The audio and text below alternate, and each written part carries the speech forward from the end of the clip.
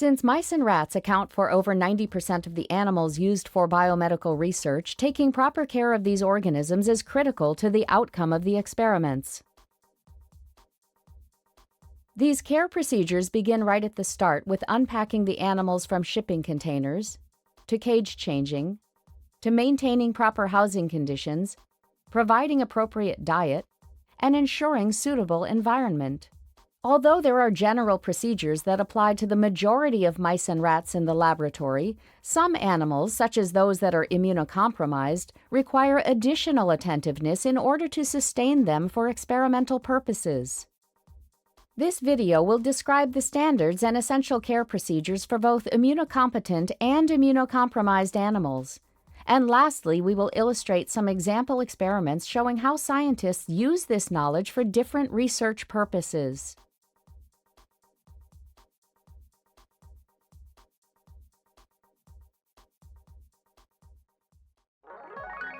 Receiving animals from other institutions poses a risk to the animals already housed within the facility, as during transit the transport boxes can come in contact with pathogenic agents. Therefore, a proper procedure should be employed when unpacking the shipping containers. Before handling any animals, it is important to wear the appropriate personal protective equipment, or PPE. The minimum PPE to wear is a lab coat, gloves, safety glasses, and a surgical-type mask that will reduce the exposure to dust and allergens. The next step is to select appropriate cages for incoming animals. Then furnish the cage with appropriate bedding and nesting materials, and take the prepared cages to the temperature-controlled receiving room so that they are ready for transfer prior to the arrival of the animals. Upon shipment arrival, place the transport boxes in a secure place in the receiving room. Examine the container for any damage and disinfect the outer surfaces to destroy any harmful pathogens. Make sure that the disinfectant is in contact with the box for at least 15 to 30 minutes as per manufacturer's recommendations. Then place the container in the Animal Transfer Station, or ATS. This station offers high-efficiency particulate air, or HEPA, filtered unidirectional airflow within the hood. HEPA protects the user from allergens and shields the animals from the surrounding room air, minimizing the chance of contamination. Next, open the shipping container and evaluate the overall health of the rodents. Make a note of any animal that appears to be injured or ill. After that, place them into the already assembled cage in the proper group sizes. Cover the cage with a wire bar lid and secure the divider to create 2 areas. Select the appropriate food and place it on one side and leave the second side open to allow for better air circulation. Lastly, if the animals are not being placed on a rack with automatic watering, add a water bottle to ensure adequate water supply. Remember, the ATS has to be disinfected at the end of each session, and the blower must be off when disinfecting. For cage changing, place the 2 cages, a fresh cage with the appropriate bedding material and the used cage with the animals, in the ATS. One can transfer the animals from the old cage to the new cage by hand or with the use of padded forceps. Both these methods have been discussed in another video of this collection. Remember, only 1 cage of animals can be opened at a time. For male mice or females with a litter, it has been demonstrated that transferring the nesting area of the mice into the clean cage assists the animals with the transition. Once the cage top is placed on the new cage, transfer food from the old cage top to the new top and add more food if necessary.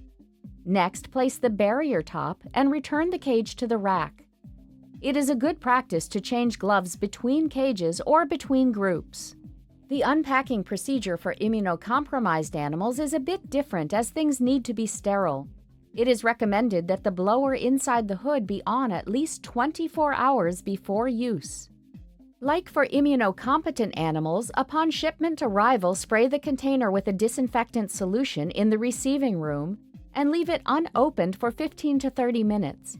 At the ATS designated for immunocompromised mice, spray the laminar flow hood with 70% ethanol 30 minutes prior to manipulating animals.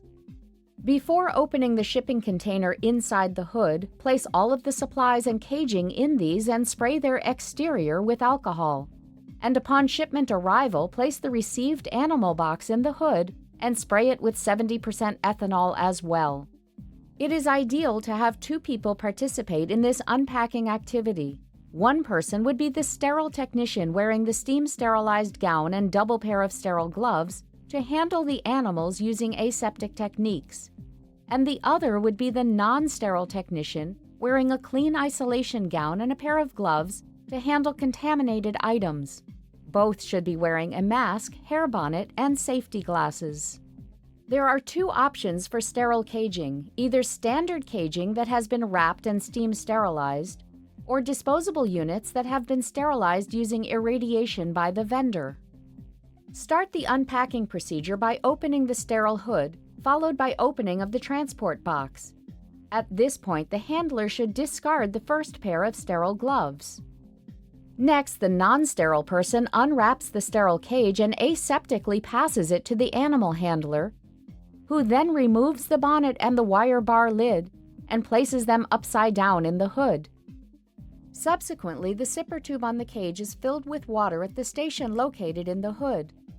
Lastly, the animal handler places the animal into the cage, secures it with the wire bar lid, adds food, and sets the bonnet in place.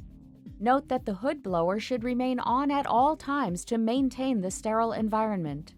At the end, the non-sterile person removes the populated cage from the hood and places it on the appropriate rack. To avoid possible cross-contamination between groups, the animal handler should change gloves after each shipping container. For cage changing of the immunocompromised animals, the preparation of the hood and cages and PPE are the same as for the unpacking of these animals. And the transfer technique is the same as the immunocompetent animals, but under sterile conditions. Now let's discuss appropriate housing conditions for the animals, which is another important aspect of providing essential care. Mice and rats are primarily housed in shoebox-type caging with a solid bottom containing bedding material. The typical mouse cage provides 75 square inches of floor space, which is adequate for a maximum of 5 adult mice. On the other hand, a rat cage has an area of 142 square inches and is adequate for 2 adult rats. Static cages are usually covered with a wire bar lid and filter material is added over the cage top as a bonnet. Individually ventilated cages or IVCs also have a wire bar lid and bonnet, but they are placed on a rack that provides airflow into the cage. This eliminates the need to change the cage as often as static cages, which may be beneficial for immunocompromised animals. All caging systems have a provision for food and water supply. There are either feeders placed within the animal cage, or a section of the wire bar lid is used for food storage. Food must be placed such that it is not soiled by the animals. Water is usually supplied via a water bottle placed on the top of the cage or via an automatic watering drinking valve that is a built-in component of the animal cage. For drinking valve option, when the cage is engaged onto a rack, water is transported into the tube for an automatic watering system that is designed to meet the needs of the animal throughout the animal facility.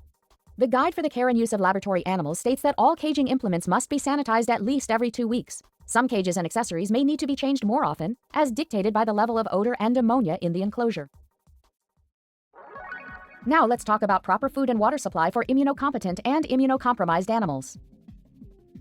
There are many commercially available feeds with variable protein, carbohydrate, and fat compositions. Ideally, feeds should comprise 15 to 19% protein, 44% carbohydrates, and 4 to 9% fat. For immunocompromised animals, make sure that the feed has been sterilized. Tap water, or reverse osmosis, that is RO water, can be used for immunocompetent animals, but for immunodeficient animals, water can be a source of contamination and therefore needs to be sterilized. Sterility in the water is maintained by adding 2 drops of 12 molar hydrochloric acid to 8 liters of RO water, which will acidify the water to a pH of 2.5 to 3 and limit bacterial growth. Then pour the water in individual bottles and cover them with aluminum foil. Place the bottle lids with zipper tubes separately in an autoclave bag and put everything in an autoclave for steam sterilization. Now let's discuss the standard environmental conditions essential for animal care. At the cage level, social housing is mandatory unless scientifically justified or if an animal is incompatible with all others. Enriching the environment with paper huts and nesting materials allows the animals to exhibit species-specific behaviors, like nest building and burrowing, which in turn decreases the stress level and increases the overall well-being of the animals. Nesting materials also provide a sleeping area that is saturated in calming pheromones that assists with the housing of multiple male mice in the same cage. As mentioned previously, moving the nesting area to the clean cage upon cage changing helps prevent aggression, especially in males, as the animals are introduced into a new environment. For athymic nude animals, one should consider providing additional bedding and shredded paper-type nesting materials in their cages to assist with thermoregulation. At the room level, the temperature for mice and rats should be between 68 and 79 degrees Fahrenheit. The room humidity level should be 30 to 70%, as lower levels can result in a condition known as ringtail.